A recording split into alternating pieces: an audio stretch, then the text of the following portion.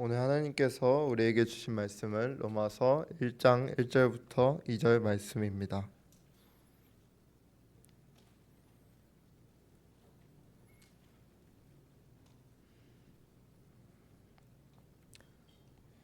다 찾으신 줄로 알고 제가 봉독하겠습니다.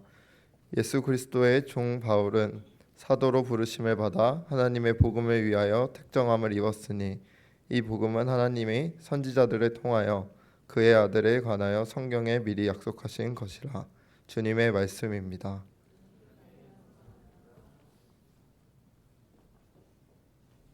오늘 특별한 선교사님을 초빙을 했는데요. 제가 될 때마다 기도하고 특별히 수예배 때는 특별히 뜨겁게도 기도하고 한나 기도에도 아마 같이 기도하는 걸로 알고 있는데요. 그래서 더 가깝게 느껴지는 것 같습니다. 헤이리에서 IT에서 또 너무 귀한 사역하고 계시고 또 저희가 기도로 또 후원으로 협력하는 귀한 우리 선교사님 모셨는데요. 예전에 저희 교회에서 또 해리 미션을 가가지고 더 반가운 분들이 계실 것입니다. 오늘 하나님의 자녀의 정체성, The Identity of God's Children이라는 그런 설교 제목으로 주님의 은혜 나누시고 그 전후에 또 선교보고도 아마 같이 해주실 것 같은데 우리 선교사님 또 기대하고 환영하는 마음으로 큰 박수로 환영하길 원합니다.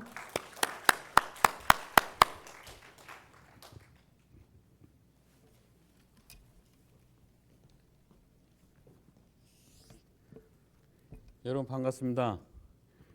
교회 분위기가 상당히 젊은 것 같아요. 제가 몇 군데 가서 이렇게 선교복을 했었는데 이렇게 아주 그 젊은 분 처음 보는 것 같고, 하여튼 여러분 그 주보 NN IT 선교사 박동환입니다.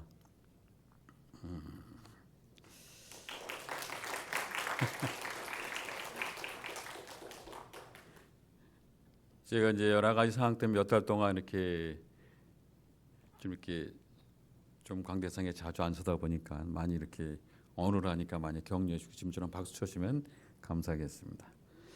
최근 몇 년간 그 헤이티가 여러분 잘 아시는 것처럼 지속적인 어떤 무정부 상태로 참 힘들지만 우리 크리스찬 가족들의 지속적인 기도와 그 사랑의 격려가 큰 힘이 되고 정말 잘 감당하고 있습니다. 보통 외신이 그렇게 말하잖아요. 눈물 마를 날이 없는 하이티다. 갱들이 나라를 정복했다.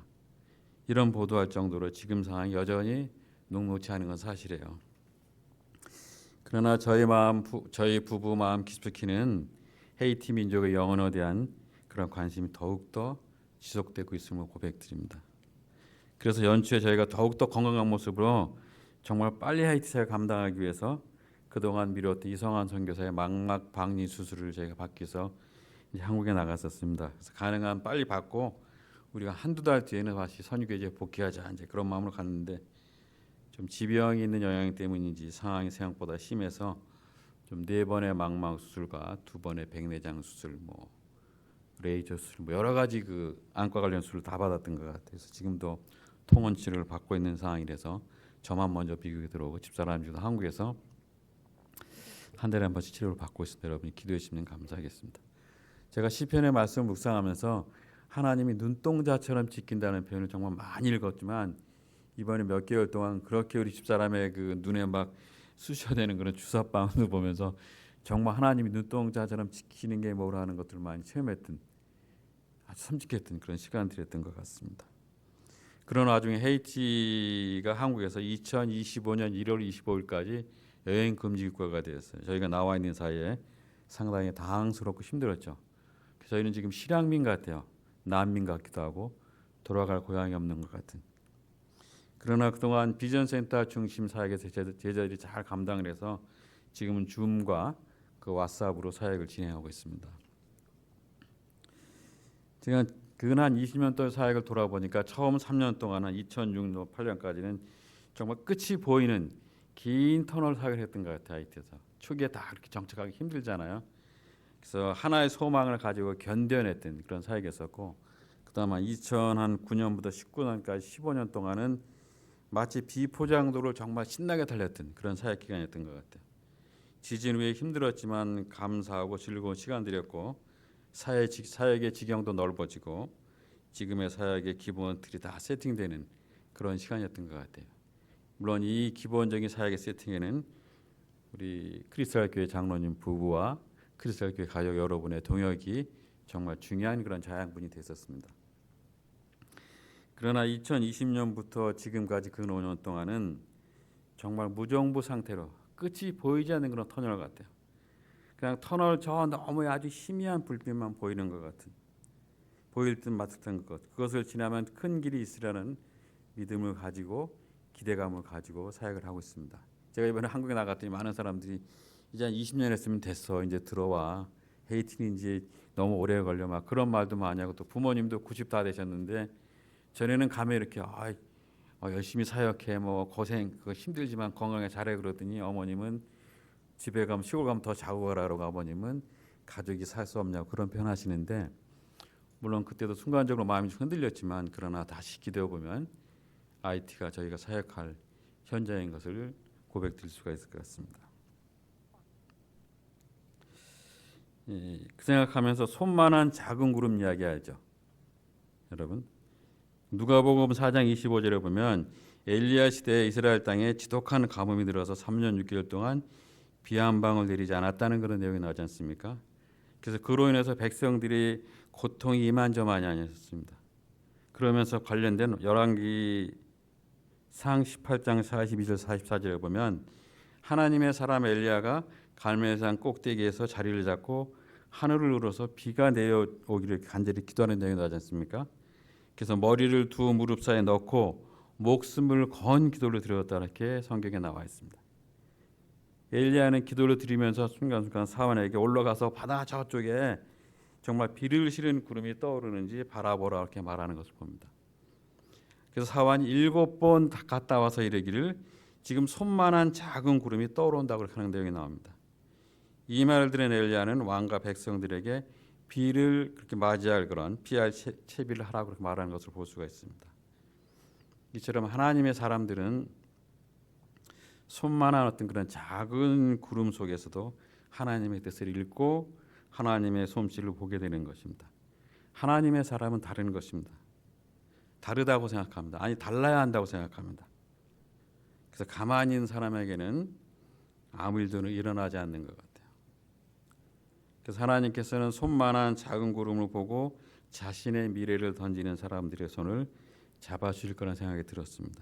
그래서 이런 마음에서 헤이티를 더욱더 섬기고 하나님 주시는 말씀으로 생각하고 있습니다. 지금도 헤이티는 총성이 지속적으로 들리고 있습니다. 생명의 예를 느낄 정도의 야전 중에 야전이지만 하나님의 지속적인 관심이 있는 지역이기 때문에 우리 크리스탈 가족 여러분들이 언덕과 같은 그런 든든한 기도와 사랑이 헤이티를 더욱더 강화시킬 것입니다. 여러분, 그렇게 중요한 역할을 하고 있습니다. 헤이티의 존망 성세에 여러분의 기도가 달려있는 것입니다. 믿습니까? 예. 우리는 보통 종종 어디로 가면 하나님의 큰 선교 열매를 맺을 수 있을까, 그렇게 물을 때가 있는 것 같아요. 그러나 주님이 가라고 하신 그곳, 주님이 명령하신 그곳, 성령께서 인도하시는 그곳이 제일 안전한 곳이기에 남은 사역을 헤이티에 남겨진 자로서 최선을 다하여 드리고 싶은 그런 마음이 있습니다. 그래서 지금까지 진행됐던 사역들 한번 영상으로 잠깐 보겠습니다. 예. PPT자료 준비했네. 그냥 제가 말하면 넘겨주세요. 예. 그래서 헤이티가 상황이 변화가 많고 무정부 상태가 지속되고 있지만 사역이 지속되고 있음을 감사드리고요. 전에 상황이 좋을 때는 외부 사역 중심이고 바쁘고 분주하고 막 너무 그 육체적으로 이렇게 막 탈진된 경우도 많았었는데 지금은 내부 센터 중심으로 사역이 진행되고 있고요. 저희 센터는 제가 뭐 캠퍼스 선교단체 출신이니까 그런지 캠퍼스 사역 중심으로 진행되다가 이제 필요에 따라서 미션 스쿨도 생기고 교회 개척도 하고 위성 신학교도 하고 긴급 구호도 하고 구체 사역도 감당하는 것 같습니다. 그다음 페이지요. 예. 지금 헤이티는 저렇게 이제 많이 보셨겠지만 수도 중심의 일상적인 무정부 상태가 지속되고 있어요. 경찰과 깽과 깽 내부에 든 그런 다툼들이 있어서 매일 그런 총소리가 들리고 화력이 들리고 불빛이 들리고 그런 상태입니다. 이게 나라냐 할 정도 생각이 들 수도 있을 것 같습니다. 그 다음 페이지 보겠습니다. 저 왼쪽 사진 보면은 갱들이 자꾸 거리를 헐거하는 모습입니다. 이렇게 다니면서 다 이렇게 뭐 자기네 나름대로 위로하고 격려한다고 그랬지만 다 안면을 썼는데 안면 그 마스크 썼는데 마스크 안 쓴 가운데 있는 사람이 바로 최대 갱인 G9이라는 바베큐라는 리더입니다. 저 사람은 전직 경찰 간부로서 자기는 마치 의적처럼 활동을 해요. 그래서 이쪽에서 쌀을 뺏어다가 다른 동네 쌀도 갖다 주기도 하고 막 그러면서 또 실제 저 사람을 좋아하는 헤이션들도 있긴 있어요. 그러나 저 사람이 모든 헤이티의 어떤 그런 연결고리 핵심을 가지고 있는 그런 중요하고 복잡하고 세상 사람의 관점에서는 제거될 그런 사람인 것 같습니다. 그다음 이제 아래는 그 도시 들어온과 약탈과 방해로 모든 것들이 이렇게 불이 나는 그런 상황들이고요. 그다음 현재 헤이티는 저 지도로 전에 한번 본 것 같은데 저 지도 수도를 중심으로 8개의 갱들이 이렇게 쫙 이렇게 엄습하고 있어요. 저기를 지나는 모든 차량 사람들한테 돈도 뺏고 사람에 타치도 하고 만약 응하지 않으면 총을 쏘기도 하고 갱들이 10대에서 20대가 많기 때문에 그런 사고가 많이 일어나는 지역들.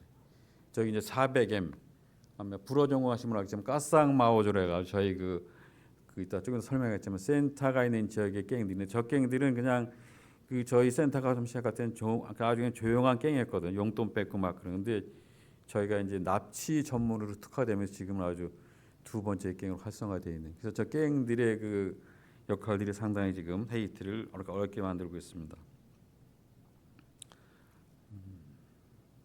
그다음, 예. 그러니까 저 지도로 보면 지금 막 목을 막 재우는 것 같아요. 저렇게 막 8개 갱들이 쫙.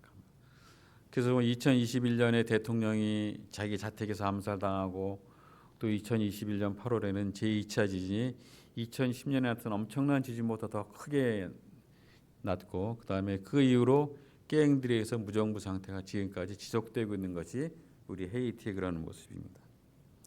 예, 그다음 하여튼 그러나 저의 그 사역들은 지속되고 있는데 여러분 깜포 비전 센터 우리가 에이렌의 빌리지라고도 말하는데 저는 처음 사역 시작할 때 저희 사역이 하나님 중심의 사역이기 때문에 제자와 사역이라서 건물보다는 어떤 사람의 관심이 많았어요. 그러나 이제 사역이 활성화되면서 총체적인 선교 센터가 대한 그런 필요가 넘쳐서 3년간 협력한 부족에서 땅을 제공받고 IT를 누구보다 사랑하는 귀한 후원자 아마 여러분 아시겠지만 그분들의 후원으로 캘리포니아 그 깜포의 비전 센터가 에이린의 빌리지라는 이름으로 착공을 하게 됐습니다.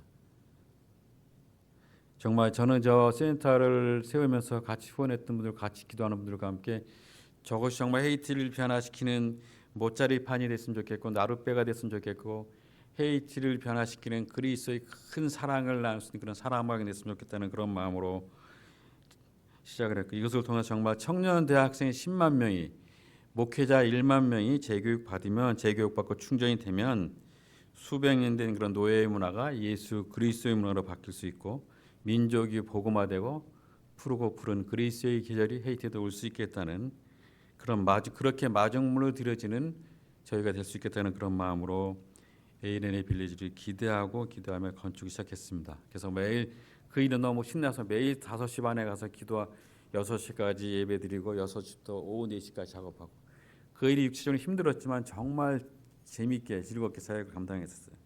그래서 1년 반 사역하면서 저기 아까 것처럼 갱들이 활성화되면서 많은 어려운 상황들이 발생하면서 중단이 됐고요.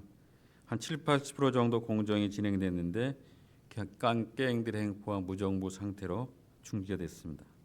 그래서 저와 제자들의 상태는 충격과 실망과 좌절과 분노의 마음들도 있었어요. 그래서 경찰의 협력으로 막 강행하려고 진행하다가 마찰과 생명의 위협도 받고 그래서 그 저희 유치한 시의 시장이 조정으로 현장 작업을 지금 중단한 상태고요.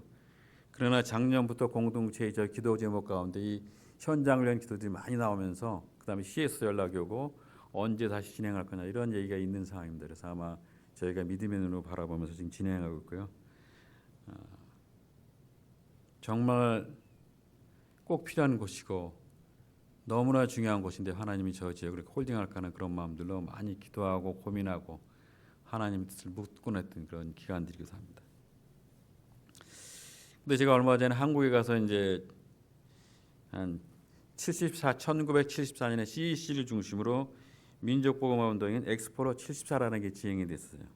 그래서 그 대회 준비위원장이 아마 우리 권사님 순장이신 심상복 교수가 그 진행을 했는데 그 당시 거의 막 회고하고 간증하는 자리에서 그 당시에 거의 그 힘들 거라고 얘기했던 그런 일이 이루어져서 엑스포 74가 우리 민족사의 중요한 한 획을 그은 사건을 보면서 깜포 에이렌에 빌리지의 꿈을 다시 확인하면서 여러분에게 긴급 기도를 부탁드리고 싶습니다. 그래서 이번에 제가 한국에서 미국에 들어오는 것은 헤이티에 왔던 많은 교회들이 저희도 많이 궁금했어요. 심지어 어떤 분들은 박동원 선교사 어떻게 유고가 된 거 아니야 막 그럴 정도로. 그래서 그게 아니고 잘 살고 기도하는 마음으로 기도를 부탁드리면서 기도했던 비상사태를 선포해 하고 싶은 그런 마음들도 있었습니다. 그다음 아래 이제 그 다른 전경인데 저것은 정말 1,000명 정도 세미나 증기한 여러 공간들이 많이 있어요. 그래서 한 15에이크가 되거든요. 그래서 여러분이 기도해 주시고 우리의 생각으로는 힘들 것 같지만 하나님의 방법으로 진행될 것을 기도해 주시면 감사하겠습니다. 예, 그다음 이제 우리 핵심 사역은 캠퍼스 사역인데요. 한 국립대학생을 전도하면서 10여 년 전에 시작된 캠퍼스 사역이 활성화되어 있고 지금 센터 중심으로 매월 이제 저희가 그 모임을 하고 있고요. 뭐 세미나 교육과 뭐 우리 LTC 초중고급반들 진행하면서 나름대로 잘 사역이 되고 있는 사역입니다. 그다음에 이제 그렇기 때문에 외부 사역들은 없고 내부에서만 진행되기 때문에 너무 분주하고 바쁘고 그렇지만 잘 규모 있게 진행되도록 기도하시면 감사하겠습니다. 그다음 이제 미션 스쿨입니다. 이제 이것은 한 장로님의 후원으로 12명이 시작한 미션 스쿨이 이제 한 250명까지 가다 왼쪽 사진 보면 지금은 이제 갱들의 그 횡포로 거기서 다 모일 수가 없어요. 18개 개척교회 다 이관해서 지금 한 800명 정도가 미션 스쿨을 잘 진행하고 있습니다. 그다음 이거는 이제 도시 빈민가에 있는 미션 스쿨 사진이고요. 그다음 이제 이거는 중부 지역에 있는 도미니카 국경 쪽에 있는 교회의 그 모습들입니다. 그다음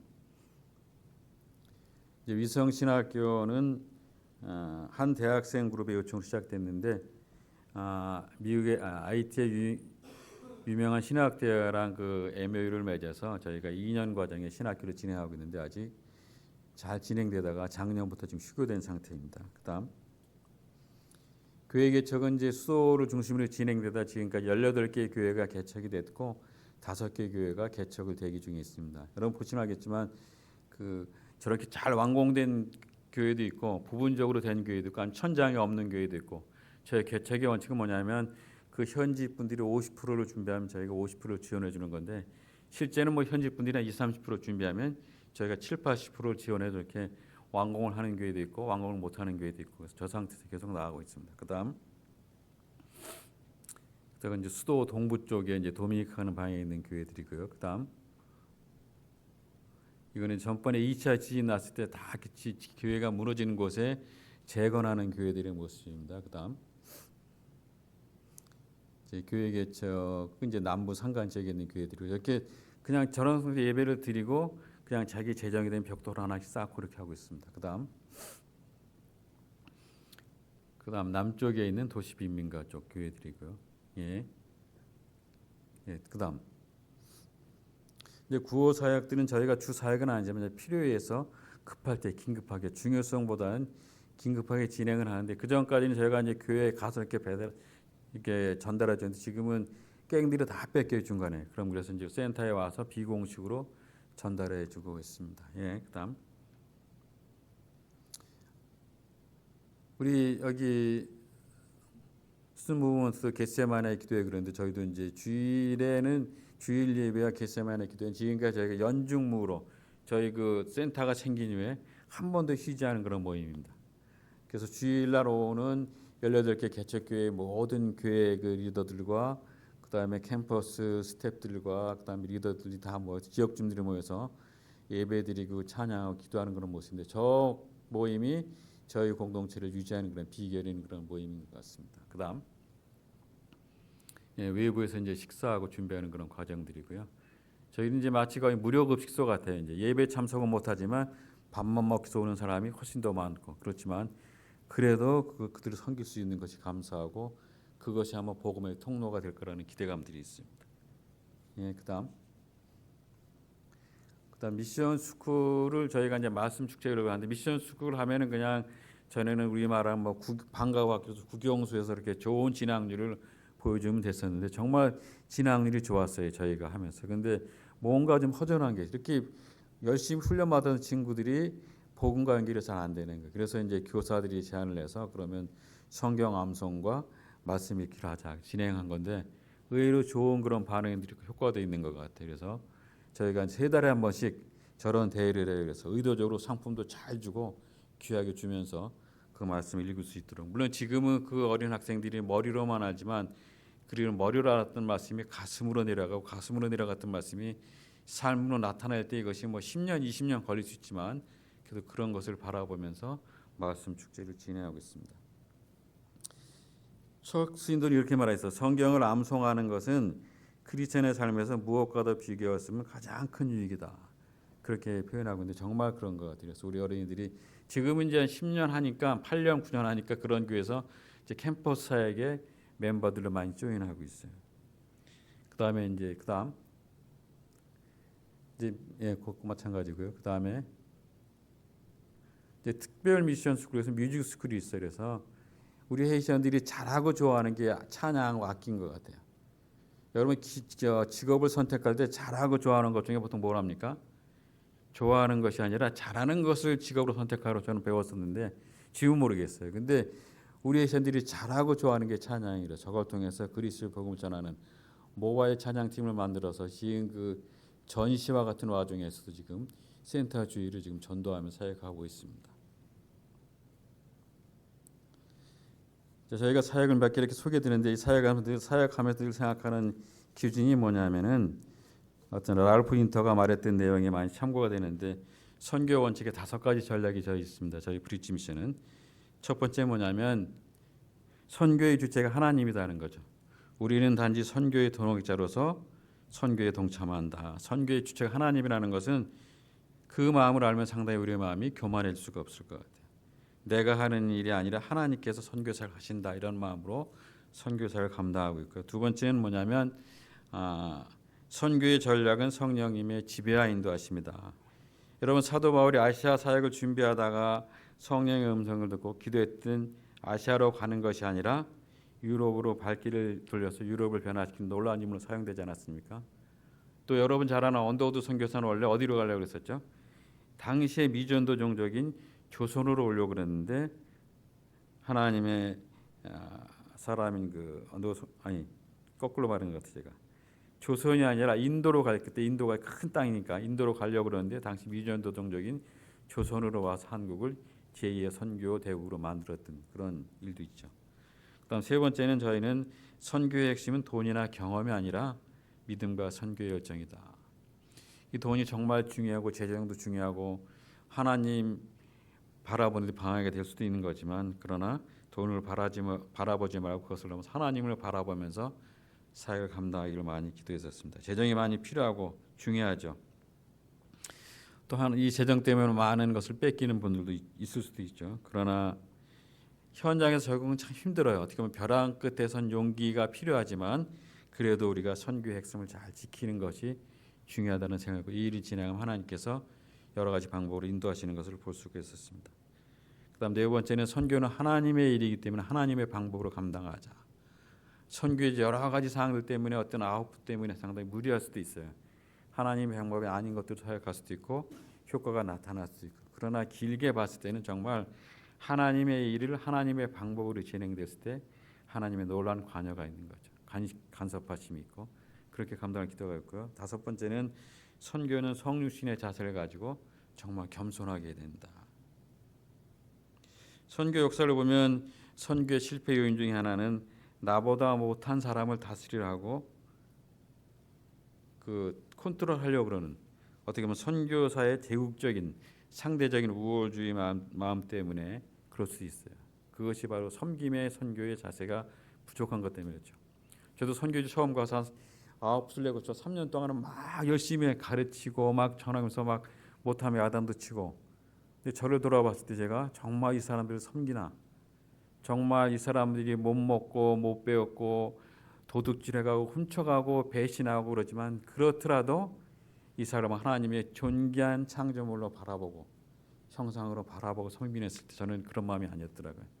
제 안에 이 사람들을 쉽게 보는 마음, 그런 마음도 있었고 정말 그걸 회개하면서 2년 걸렸어요. 제가 마음을 바꾸는데. 그러면서 사역이 정상화될 수 있었고 사역의 지경이 넓힐 수 있었고. 하여튼 이런 마음으로 사역을 하고 있습니다. 그러나 뭐 지금까지도 많이 부족하고 그런 상황들입니다. 그래서 아직도 십자가에 달리지 못하는 부모들이 많지만 강야의 시간들을 감당한 시간들이 힘들고 어려웠지만 그러나 주님이 함께 하실 것을 기대하면서 남들이 가기 싫어하는 IT지만 그러나 아직도 가고 싶고 수몰 지역 같은 우리 IT입니다. 하여튼 뭐 주일날 너무 선교보가 길었던 것 같고요. 말씀을 같이 보겠습니다. 제가 이제 정말 IT 사역할 때 정말 힘들었을 때 로마서랑 에베소를 많이 보면서 막 갈등이 많잖아요. 진짜 1년 동안 이 여기에 남아 있어야 되나 가야 되느냐 이런 것들 많았을 때 그냥 뭐 여러 가지 조건 때문에 그런 고민하고 있을 때 하나님께서 로마서 말씀을 보면서 그러니까 내가 누구인가 내 정체성이 뭔가 하는 것들을 계속 묵상했을 때 오늘 읽은 말씀도 그때 말씀 중에 하나인데 너무나 많이 읽었던 말씀이고 쉽게 되었던 말씀인데 저한테 도전을 줘서 제가 정말 즐거운 마음으로 기대감으로 헤이티에 남은 사역 기간을 거기에 헌신하겠다 하는 그런 마음을 줬던 그런 말씀이라서 같이 보고 싶습니다. 보통 사람들이 로마서의 복음으로 로마를 구원하였고 로마서에 나타난 사랑은 로마를 바꿔놓았다고 말합니다. 저희 부분이 동일한 복음이 위기에 처한 오늘 헤이티를 구원하고 헤이티를 바꿀 수 있다고 믿고 기도하면서 사역하고 있습니다. 오늘 말씀을 중심으로 그리스도인의 정체성, 다시 말하면 하나님의 자녀의 정체성이라는 제목으로 같이 말씀을 나누기를 원합니다. 인간은 자기가 누구인가 인식하는 대로 보통 행동하게 마련인 것 같아요. 이런 자기 정체 인식은 내가 하는 행동과 내 삶의 태도에 중대한 영향을 미치게 되어 있죠. 바울은 오늘 본문에서 자기 자신을 누구로 인식하고 있습니까? 자기 인식을 토대로 우리의 정체성을 발견해야 되는 것입니다. 여러분이 들어봤을 만한 관련된 예화 중에 하나인데 정신병원에서 한 환자가 이렇게 무단으로 병원을 탈출했어요. 근데 이 환자는 자기가 남성인데도 여성이라고 생각하고 유달리 옷에 관심이 많았던 그런 사람입니다. 그래서 이 사람이 어디로 갔을까 병원에서 막 생각하다가 아마도 명동에 갔을지도 모르겠다. 그런 생각 추측을 하고 가보았더니 아닌 게 아니라 패션 가게 앞에서 소송거리고 있는 그를 쉽게 찾았다고 하는 얘기가 있습니다. 이것처럼 인간은 자기가 누구인가를 인식하는 대로 행동하기 마련입니다. 정신병원의 환자는 자기가 남성이었음에 불구하고 자기 여성이라는 그런 여성 인식을 가지고 있었기 때문에 그 여성처럼 행동했던 것입니다. 이것을 우리는 자기 정체감 혹은 자기 정체 인식이라고 표현을 합니다. 오늘 본문에는 사도 바울의 유명한 자기 어떤 인식에 대한 그런 정체 인식에 대한 고백이 기록되어 있습니다. 본문 1절에 보면 예수 그리스도의 종 바울은 사도로 부르심을 받아 하나님의 복음을 위하여 택정함을 입었으니라고 시작하고 있습니다. 여기서 우리는 바울이 자기 자신을 누구로 인식하고 있었는지를 분명히 알 수가 있습니다. 본문 1절의 그 유명한 고백을 통해서 바울의 자기 인식을 우리는 세 가지로 확인할 수가 있습니다. 하나님의 자녀인 그리스도인인 나의 정체성은 나는 누군가 하는 건 답이 될 것 같습니다. 첫 번째 뭐냐면 나는 종이다 이렇게 표현하고 있습니다. 바울은 무엇보다 자기 자신을 예수 그리스도의 종으로 인식하고 있는 것입니다. 종이라는 말을 할 때 여러분 어때요? 좀 어떤 이미지를 떠올리게 되죠? 종이라면 자유를 박탈당한 사람, 속박당한 사람에 대한 이미지를 보통 떠올리게 될 수 있습니다. 종이라는 단어를 표기할 수 있는 그리스도의 히라보 단어가 몇 개 있는데 바울 사도는 그 중에서도 자기의 자유를 완전히 박탈당하고 주인에게 철저하게 예속되었다는 의미를 가진 둘로스라는 단어를 사용하고 있습니다. 예수 그리스도의 들로쓰인 나 바울은 이렇게 표현하고 있습니다. 이렇게 자기 자신에 대한 그런 고백을 시작하고 있는 것입니다. 우리가 보통 흔히 종이라고 하면 주인에게 억압당하고 무시당하고 살아가는 그런 사람을 생각하게 되는데, 바울은 아마 오늘 본문에서 종의 이미지를 그런 부정적이고 소극적인 의미로만 사용하고 있다고는 생각되지가 않아요. 우리 출애굽기 21장 보면 잘 아시겠지만 어떤 내용이 나오죠? 어떤 종이 주인에서 6년 동안 일하면 제7년이 되면 안식년에 그 주인은 이 종에게 자유를 제공하죠. 그런데 어떤 종이 주인에게 가서 이렇게 말합니다. 주인님, 제가 지난 6년 동안 살다가 정말 주인님하고 무척 정이 들었습니다. 저는 주인님을 존경하고 사랑합니다. 그래서 저는 앞으로 나가서 자유하지 않고 한평생 주님을 모시고 살겠습니다 라고 하면 그 주인은 종을 데리고 와서 귀에다가 송곳으로 구멍을 뚫습니다. 멋으로 뚫는 것이 아니라 이것은 영원한 종에 대한 징표인 것입니다. 이 표시를 갖게 되면 그날부터 주인은 그 종을 더 이상 종으로 취급하지 않고 자기 아들과 똑같이 대우하는 것입니다. 이런 경우에 우리는 이 종을 사랑의 종, 자유의 종이라고 부를 수 있게 됩니다. 종은 종인데 자유한 종이기 때문입니다. 주인에 대한 사랑 때문에 자기의 자유를 오히려 주인에게 온전히 드리고 스스로 자원해서 종이 된 사람이며, 그가 종이 된 동기는 바로 그 사랑 때문에 된 것입니다. 바울은 본문에서 종이라는 말을 아마 그런 의미로 사용했을 것입니다. 겨우 한 나라를 지배하는 로마 황제의 종의 문제가 아니라 만왕의 왕이신 예수 그리스도의 종인 나 바울은 이라고 이렇게 표현하는 것입니다. 오늘 이 바울이 가졌던 동일한 고백을 사랑하는 이웃들 앞에 여러분은 고백하실 수가 있겠습니까? 두 번째는 뭐라고 하면 나는 사도다 이렇게 말하고 있습니다.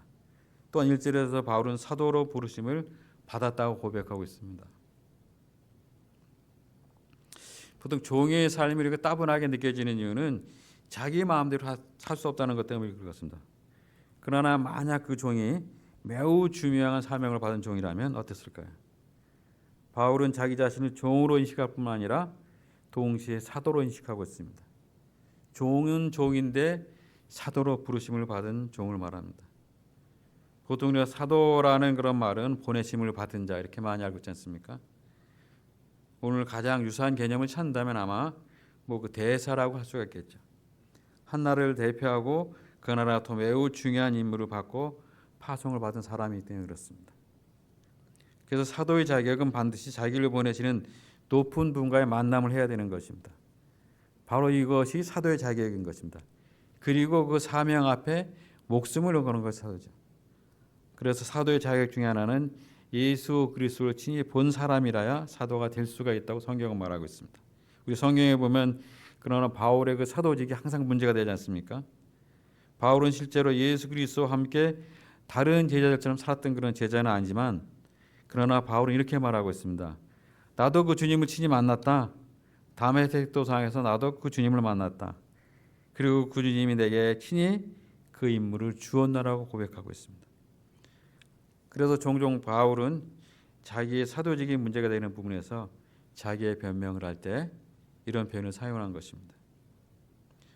바울은 주님이 자신을 부르시고 놀라운 사명을 맡기시고 세상으로 보내셨다고 고백하고 있는 것입니다.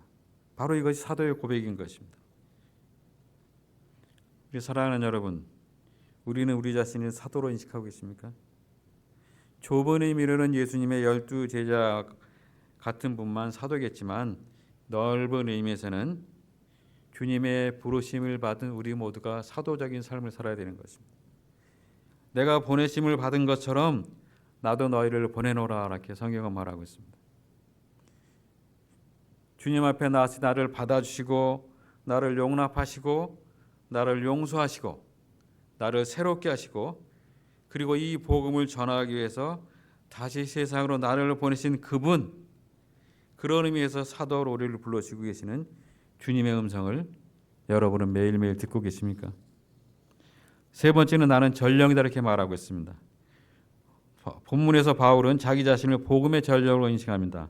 1절로 다시 한번 읽겠습니다. 예수 그리스도의 종 바울은 사도로 부르심을 받아 하나님의 복음을 위하여 택정함을 입었나니. 사도는 임무를 받고 보내심을 받은 자인데 바로 복음을 전하기 위해서 사도로 부르심을 받았다고 하는 것이 바울의 자기 자신의 인식입니다. 복음의 전령, 바울은 이렇게 자기 자신을 말합니다. 복음을 위해서, 좋은 소식을 위해서 그 전령으로 보내심을 받았다고 하는 것이 바울의 고백인 것입니다.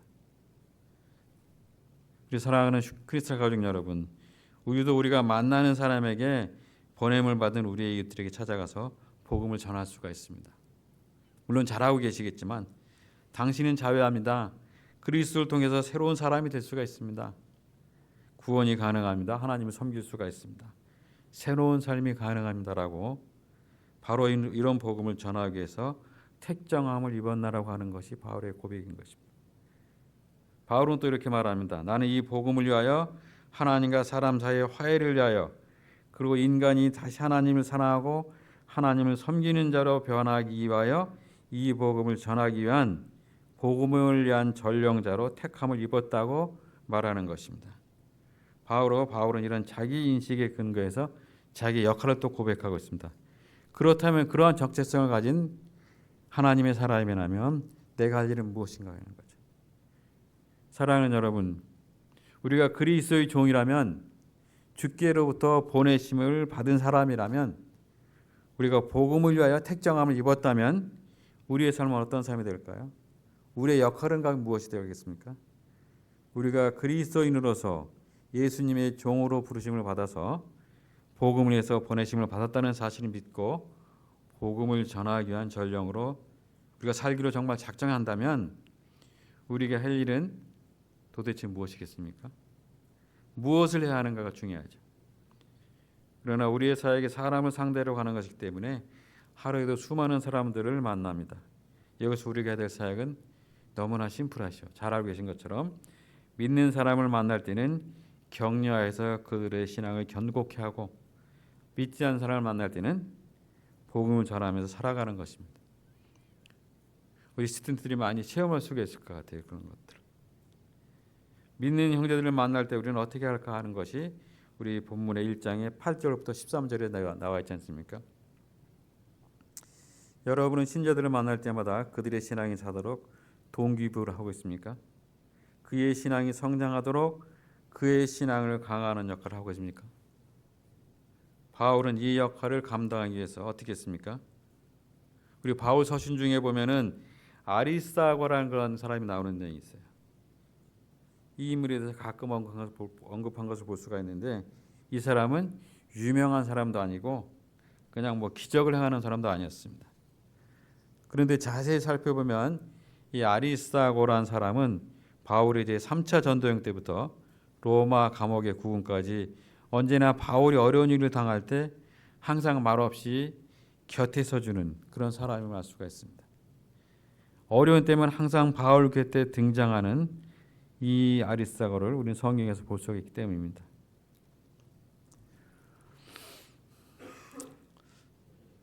저희 부부가 그 선교사의 무덤이라고 하는 아이트에서 그래도 여기까지 올 수 있었던 이유는 항상 마음이 저희가 외롭고 지치고 낙심될 때마다 조용히 선교사님, 목사님 기도하고 있습니다. 힘내세요라고 여러분이 격려하는 메일도 주고 문자도 주고 기도해 주는 우리 크리스탈 가족 여러분의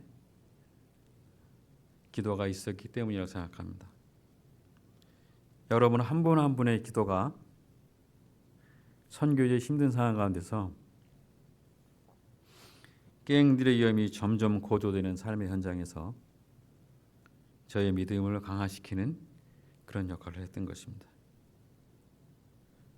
사랑하는 여러분, 우리가 믿는 사람을 만날 때마다 우리가 할 일은 하나님이 내게 주신 것으로 어떻게 내가 저 사람을 세울 수 있을까를 생각하며 서로 세우라는 그런 말씀인 것입니다. 예수 그리스도의 종으로 사도로 전령으로 바울은 믿는 사람을 만날 때마다 그들의 믿음을 견고케 해주는 역할을 하기를 원했습니다. 이것이 또한 부르심을 받은 저와 여러분의 소원이 되기를 축원합니다. 두 번째 뭐냐면 믿지 않는 자를 만날 때는 우리는 어떤 역할을 감당해야 할까 하는 것들이 14절부터 17절까지 나와 있습니다. 14절에 보면 사도 바울이 자신을 어떻게 인식하고 있는지를 보겠습니다. 헬라인이나 야만이나 지혜 있는 자나 어리석은 자에게 다 내가 빚진 자라. 바울은 스스로 빚진 자로 자기 자신을 인식하고 있습니다. 선교에 대해서 가질 수 있는 편견 중에 가장 큰 것은 뭐냐면 부자 나라가 가난한 나라를 선교할 수 있다. 그 다음에 가난한 자가 약한 자를 선교할 수 있다.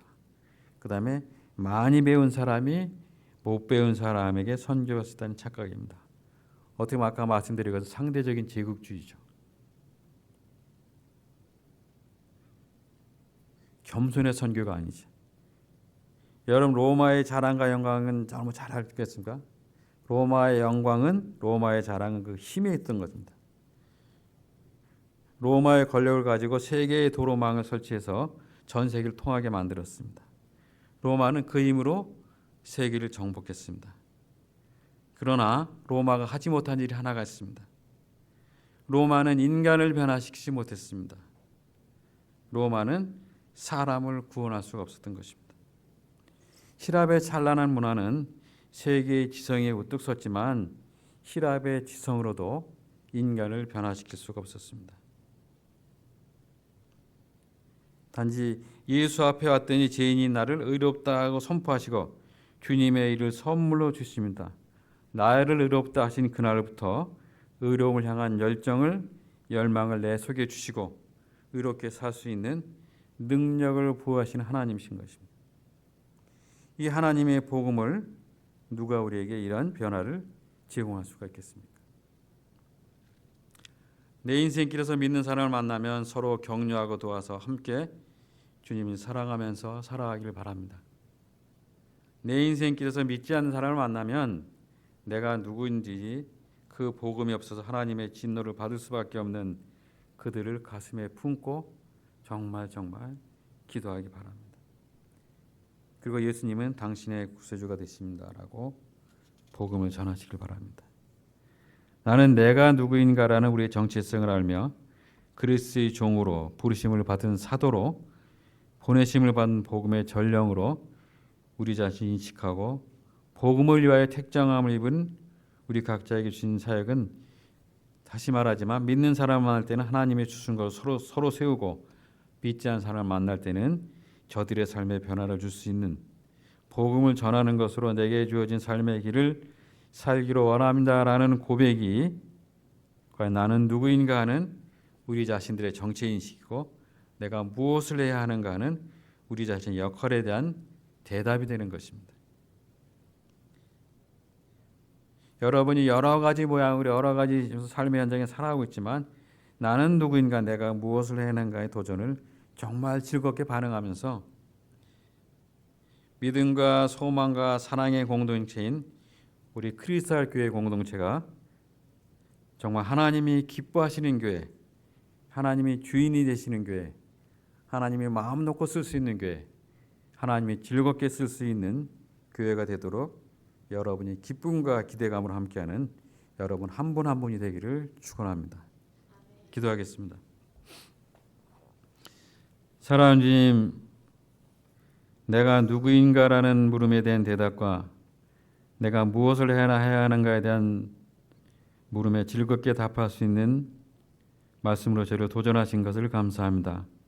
하나님, 저희가 주님의 정체성을 인식하고 주님의 정체성에 맞는 귀한 역할을 감당하는 하나님의 존귀한 종으로 한 명 한 명 귀하게 세워 주시옵소서. 말씀으로 도전과 위로와 격려를 받게 하신 것을 감사하며 예수 그리스도 이름으로 기도하였습니다. 아멘.